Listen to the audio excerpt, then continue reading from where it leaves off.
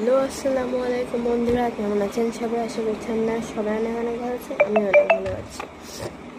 তো আজকে আশা করি আপনারা আমার হাতে দেখতে পাচ্ছেন একটি ছোট্ট সাইজে অনেক পুরাতন আমলের emergency light, bright sun YG মডেলের একটি চার্জার লাইট। তো এটার সমস্যা আমি কিনে এনেছিলাম নষ্ট অবস্থায়। তো এটা কাজ করে না, কীরকম দেখায় আপনাদেরকে। এই দেখুন, আমরা যদি এখানে চার্জে দিই চার্জ হয় আর এবং এটা আলো জ্বলে। দেখুন, এটা হাই লো আছে, এটা অফ, এটা লো, এটা হাই।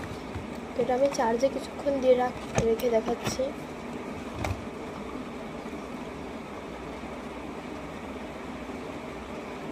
এটা চার্জ জমা হয় না বা চার্জ থাকে না, বা চার্জ থেকে খুলে ফেললে বন্ধ হয়ে যায়। তো আজকে আমরা এটা কীভাবে রিপেয়ার করা যায় সেটাই দেখব। তো প্রথমে আমরা এটা রিপেয়ার করতে গেলে এটা এমনি অনেক ময়লা, এটা আমাদের পরিষ্কারও করতে হবে। তো এটা আমরা খুলে নিই।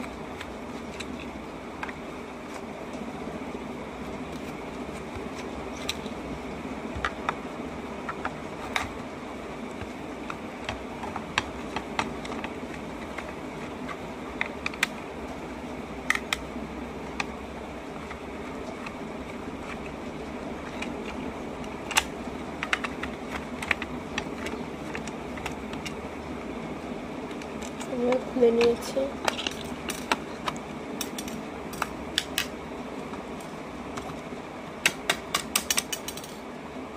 এই দেখুন, খুলে নেওয়ার পর এখানে আমরা দেখতে পাচ্ছি একটা লিড অ্যাসিড ব্যাটারি প্লাস এখানে লিথিয়াম ব্যাটারি লাগানো রয়েছে একটি মোবাইলের।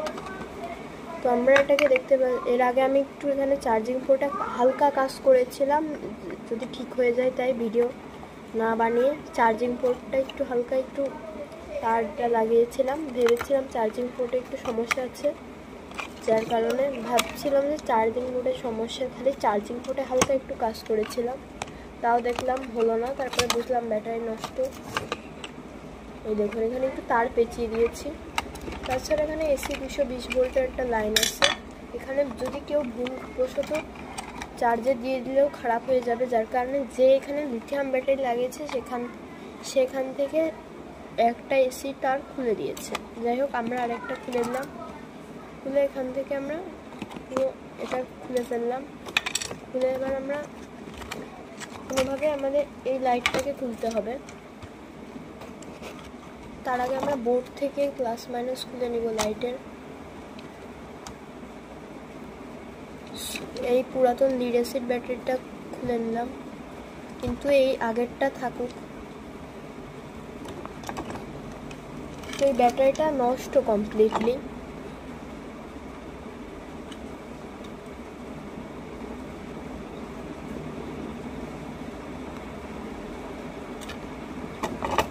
এই ব্যাটারিটা কমপ্লিটলি নষ্ট। তো এখানে আমি সেম একটি, এটাও স্যামসাংয়ের, আমার কাছে আরেকটি স্যামসাংয়ের ব্যাটারি আছে অলরেডি, সেম সাইজের, জাস্ট BMSটা নেই। তো আমরা এটাকে ফেলে দেবো, দিয়ে এটা লাগাবো। তার আগে এটা যেহেতু অনেক নোংরা, এটাকে আমরা খোলার চেষ্টা করবো হালকা একটু। খুলে লাইটটাকে বের করে আমরা বডিটাকে একটু ক্লিন করব।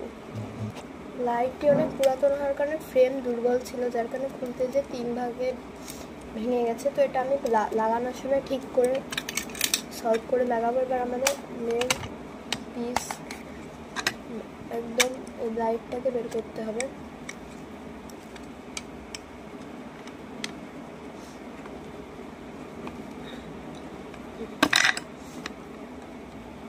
এটাও যেন ভেঙে না যায়, কারণ এটা গ্লাস, এগুলো খুব দুর্বল হয়, যার কারণে এগুলো খুব শীঘ্রই ভেঙে যায়, যেটা আমি একদমই চাই না।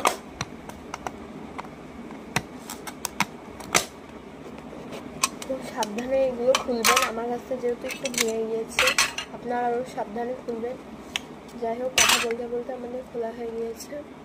এখানে হালকা একটু জং লেগে গেছে, কোনো ব্যাপার না। এখানে আমরা বডি থেকে সব মাল মশলা বের করে নেব। এগুলো থাকুক, জাস্ট আমরা এই 3টে জিনিস ধুয়ে আনবো একদম সুন্দর মতো। আর ভাঙা টুকরোগুলো তো বন্ধুরা আমি মোটামুটি সুন্দরভাবে ধুয়ে নিয়েছি। তো এটা আমি একটু শুকানোর জন্য তারপরে কাছাকাছি স্থানে রেখে দিতে পারেন। আমি একটু শুকানোর জন্য রেখে দিচ্ছি।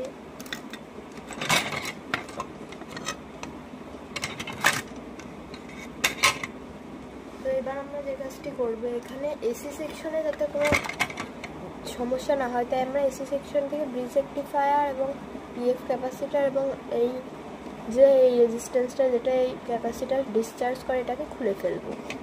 তো ব্রিজ রেকটিফায়ার ডায়োড দুটো ডায়োড কিন্তু থাকবে এই চার্জিংয়ের জন্য, এবং ব্রিজ রেকটিফায়ারটা আপনারা দেখে খুলবেন। দেখা গেল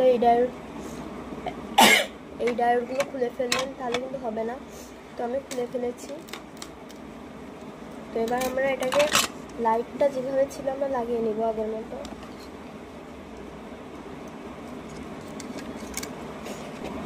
ভালো করে আগে কিন্তু শুকিয়ে নিতে হবে, নাহলে পানি টানি থাকলে জং লাগা, শর্ট সার্কিট, তাছাড়া অনেক ঝামেলা হতে পারে, সার্কিট পুড়ে যেতে পারে।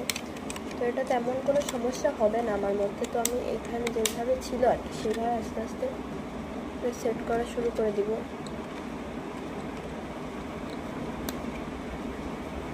আর এটা যদি আপনাদের বেশি সমস্যা মনে হয় আপনারা জাস্ট একটু তাতাল দিবেন, তাতাল দিয়ে এইভাবে হালকা করে পুড়িয়ে লাগিয়ে দিতে পারেন।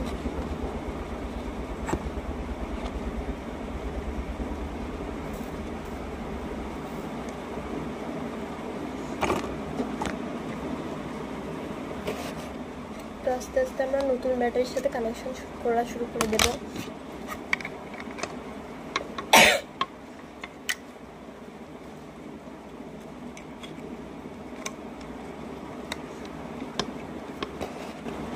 তো আমরা এই পুরাতন ব্যাটারির লাইনটা আমরা খুলে দিচ্ছি। এটা জাস্ট আমাদের যাতে এটা স্টেবল থাকে, ভারী থাকে, জাস্ট এই ব্যাটারিটা আমরা রাখবো এবং নতুন ব্যাটারিটা সেট করে দিয়েছি আগের জায়গায়।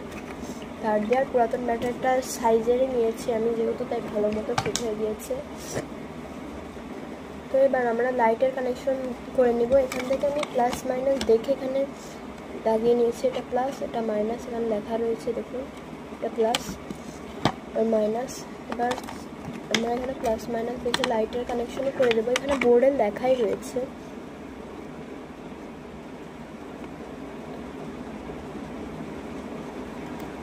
এখানে আমরা ভুল হয়ে গিয়েছে, এখানে ব্যাটারি প্লাস লাইনটা এটা আসলে আমি ভুল করে লাইট মাইনাসে দিয়ে দিয়েছি। বা লাইট প্লাস মাইনাস দেখে এখানে কানেকশন করে নিচ্ছি। তাছাড়া আমরা একটু ব্যাটারিটা গ্লুগানের আঠার সাহায্যে লাগিয়ে নিতে হবে, নাহলে ভিতরে নড়াচড়া করে তার ছিঁড়ে যেতে পারে। লাইট মাইনাসটাকে গ্রাউন্ডের সাথে